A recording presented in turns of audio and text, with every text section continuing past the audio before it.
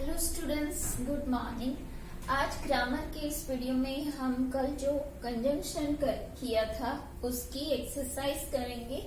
Exercise वैसे A B C मैंने आपको होमवर्क में दी थी, लेकिन बी और सी में थोड़ा प्रॉब्लम है तो वो मैं रिपीट करा रही हूँ। तो यहाँ पे आपको क्या करना है, जो गैप है उसको फिल करना है विथ कंजंक्शन, जो कि आपको ऊपर बॉक्स में दिए हैं आपकी बुक में। तो उसी में से आपको यहाँ लिखना है। तो फर्स्ट है, dash is he good at his work, dash does he wish to learn it. तो यहाँ पे या तो इधर और या नीदर नॉर, लेकिन जब ऐसा आता है, इससे स्टार्ट होता है, तो जनरली वहां नीदर आता है। Neither is he good at his work, is he good at his work, nor does he wish to learn it. Second है, Mary was late, dash she finished the paper on time. तो यहाँ क्या आएगा, yet आएगा, but आएगा, scene आएगा, since आएगा, still सब आ सकता है। Mary was late yet she finish the paper on time. तो यहाँ बट भी आ सकता है, स्टिल भी आ सकता है। Third, dash take a bath, dash go for a swim. तो यहाँ पे क्या आएगा, इधर टेक अ बाथ और गो फॉर अ स्विम, नहा लो या तो स्विमिंग के लिए जाओ। फोर्थ है, she is dash industrious and motivated. तो यहाँ आएगा, she is both industrious and motivated. Fifth है, गीता एंड हर सिस्टर, लेकिन यहाँ पे क्या है, कॉमा है, तो हम क्या लिखेंगे, Geeta as well as her sister has received a scholarship. Sixth है, leave immediately dash you will miss your flight. यहाँ अदरवाइज या तो और, लीव इमीडिएटली और you will miss your flight. तो बाकी की जो है वो आपको करनी है। अब है एक्सरसाइज सी। एक्सरसाइज सी क्या है, join the pairs of sentences. यहाँ आपको कंजंक्शन का यूज करके दो सेंटेंस है उसको क्या करना है, जॉइन करना है। तो यहाँ आएगा, he is poor, he is happy. दोनों अलग बात है, पुअर है फिर भी हैप्पी है। तो यहाँ पे आएगा, he is poor, comma, still he is happy. या तो यट या तो बट, कुछ भी आ सकता है कि पुअर है फिर भी हैप्पी है। जनरली जो गरीब होते हैं वो दुखी ही रहते हैं, मेरे पास ये नहीं, मेरे पास वो नहीं। तो ये कॉन्ट्रास्ट है दोनों का। सेकेंड है, it is raining, I have to go out. बारिश तो चली रही है फिर भी मुझे बाहर जाना है। तो यहाँ पे आएगा, it is raining, comma, but I have to go out. Okay. अब है, run fast, you will miss the bus. तो यहाँ क्या आएगा, run fast, comma, or you will miss the bus.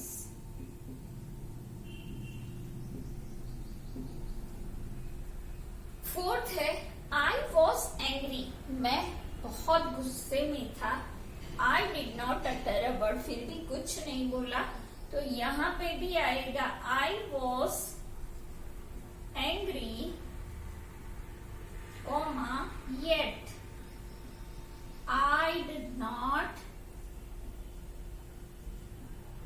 Utter a word.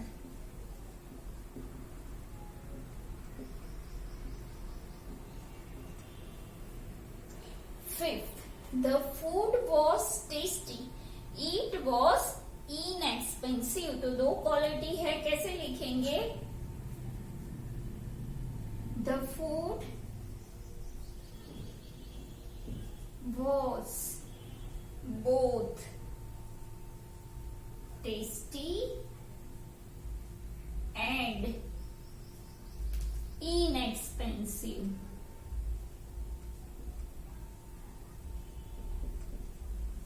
और भी लिख सकते हैं, the food was not only tasty but also inexpensive.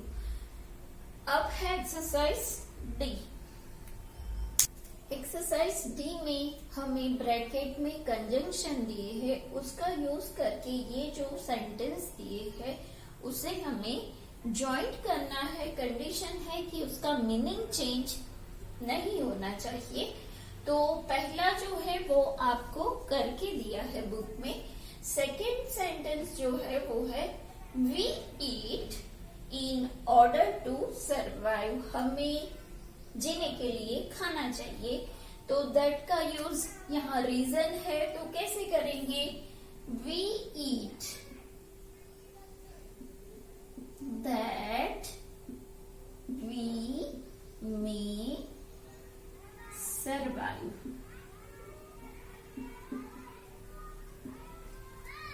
Okay. अब सेकेंड है on realising my mistake I felt sorry. जब अपनी मिस्टेक पता चली तो फेल्ट सॉरी. यहाँ हमें एस कंजंक्शन का यूज करना है, तो क्या लिखेंगे? आई felt sorry as I realize my mistake. तो इसका मतलब भी नहीं बदलता है. थर्ड फोर्थ सेंटेंस है being ill he stayed at home. बीमार है इसीलिए घर पर है, तो हमें बिकॉज का यूज करना है. कैसे करेंगे? तो पहले बिकॉज लगाएंगे. बिकॉज ही है यहाँ पे, तो हम ही का बिकॉज ही, बीइंग का हो जाएगा was. Because he was ill he state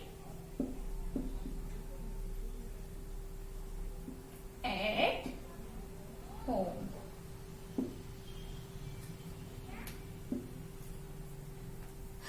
अब है sentence number 5. He wins respect everywhere. हर जगह उसको रिस्पेक्ट मिला है, जीता है. तो यहाँ पे हमें wherever का यूज करना है. तो कैसे करेंगे? यहाँ किया वैसे ही बिल्कुल यहाँ करेंगे. wherever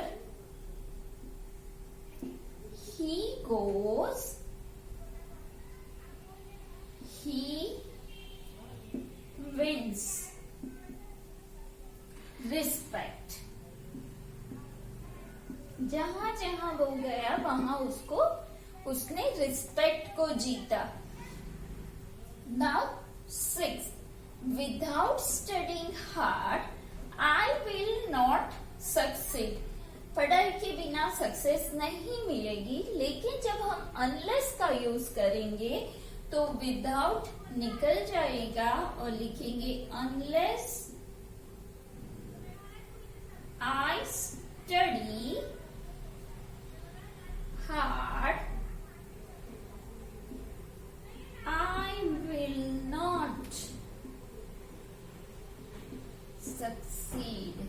तो जहां पे आप अनलेस का यूज करोगे उसका दूसरा सेंटेंस नेगेटिव होगा. Unless I study hard hardly study किए बगैर मुझे सक्सेस नहीं मिलेगी। अब 7, no policeman being present the thief escape with acid. तो यहाँ हमें सिंस का यूज करना है, तो सिंस को हम यहाँ आगे लगाएंगे। सिंस नो पुलिसमैन बीइंग का होगा वॉज प्रेजेंट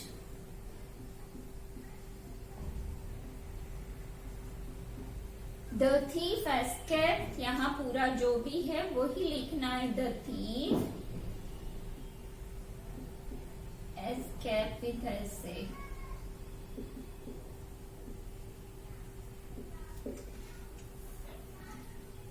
अब 8th sentence, the heavy rains resulted in the crops being destroyed. तो यहाँ पे सो दैट, यहाँ हमें क्या है, एक की असर दूसरे पे कैसे होती है, तो कैसे हम इसका यूज करते हैं। तो यहाँ पे लिखेंगे the rains were so heavy that the crops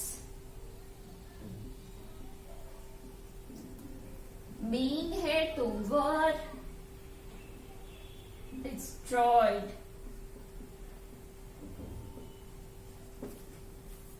the rains, यहाँ पे मैंने हैवी है जो so heavy किया है। the rains were so heavy that the crops were destroyed। यहाँ पे since लगा, since no policeman was present the thief escaped with acid. फिर 6 है without, तो उसकी जगह मैंने unless का यूज किया। unless I study hard I will not succeed। वैसे ही 5th, he wins, यहाँ wherever का यूज हुआ है। wherever he goes he wins respect। यहाँ मैंने because यहाँ पे लगाया है, यहाँ as लगाया है।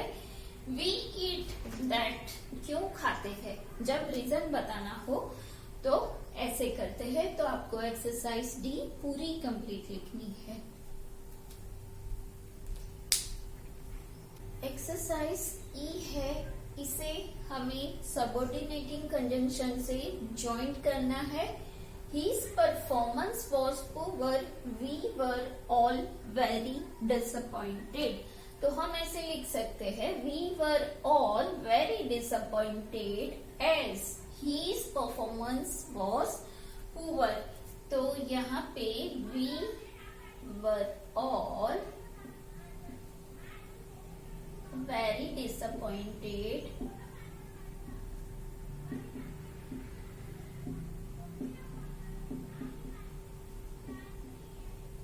as his performance was poor।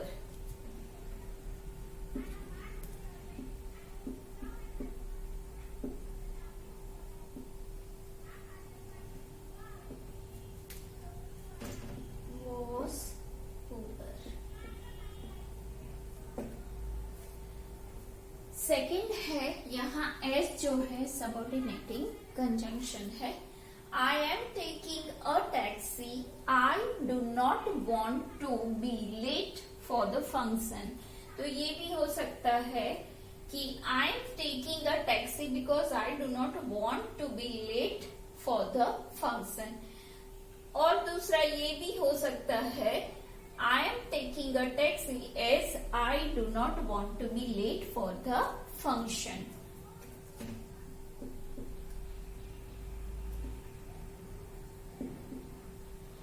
Taking a taxi as I do not want to be late for the function।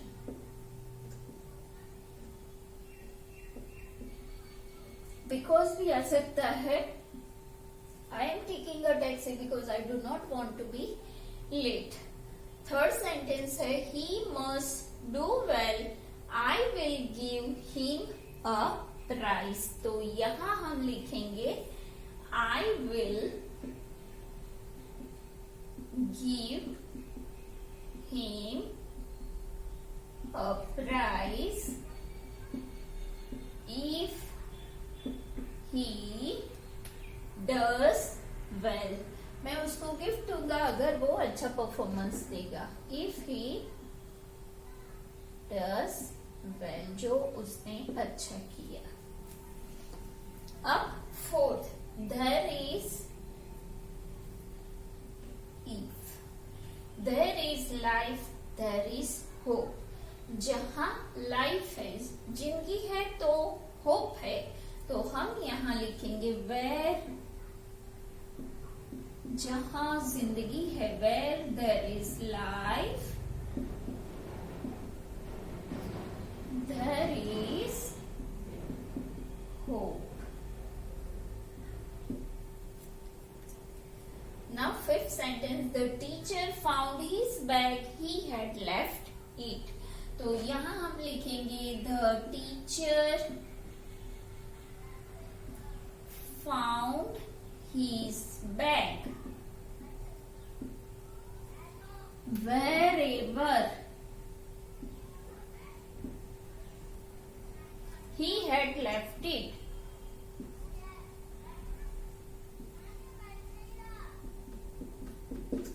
Teacher ने उसकी बैग देखी जहां पे उसने छोड़ी थी. अब जो एक्सरसाइज F है वहां कंजंक्शन है, उस पर फोकस करना है वो सही है या गलत. अगर गलत है तो उसको सही करना है. I will live while my mother arrives. ऐसा नहीं हो सकता है. यहाँ वाइल जो है उसके बदले हम वेन एवर भी लिख सकते हैं, बिफोर भी लिख सकते हैं. I will leave before my mother arrives, या तो when ever my mother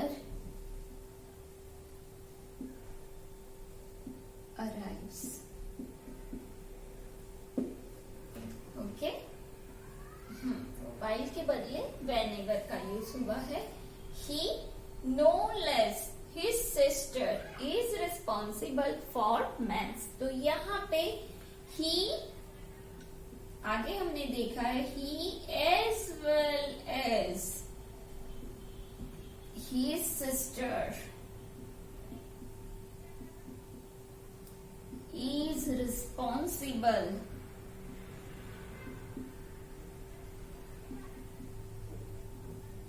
for maths. तो यहाँ ये जो है no less उसके बदले आएगा as well as.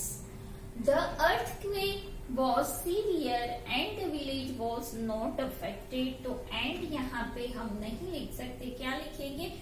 earthquake बहुत ही मतलब बहुत ज्यादा था earthquake, फिर भी विलेज को कोई अफेक्ट नहीं हुई है. तो क्या लिखेंगे? the earthquake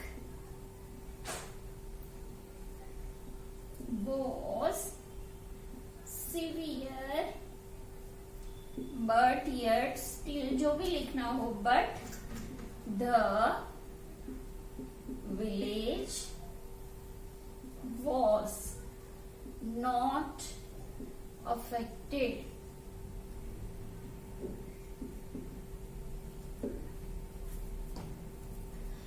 Fourth sentence है the weather was fine as well as the sea was calm. तो यहाँ पे as well as के बदले हम क्या लिखेंगे? the weather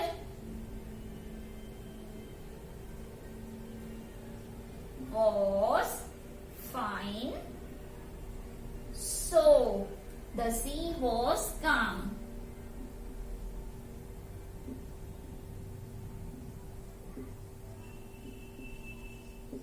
अगर वेदर ही खराब होगा तो सी भी कैसा होगा? वो काम नहीं रहेगा. Sentence number 5. It appears since his mother is in a foul temper. तो यहाँ एक जो बात है उसकी रिस्पॉन्सिबल दूसरी बात है, तो हम यहाँ पे क्या यूज करेंगे? दैट. तो कहाँ आएगा दैट? इट अपियर्स दैट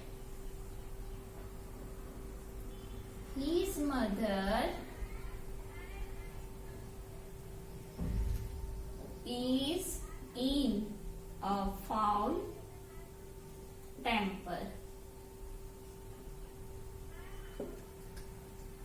तो आज हमारा ये पूरा चैप्टर कंजंक्शन खत्म हो गया. उसकी सारी एक्सरसाइज के आधे सेंटेंस मैंने आपको कराए हैं, तो आपको पूरी एक्सरसाइज ए से लेकर एफ तक आज के होमवर्क में करनी है.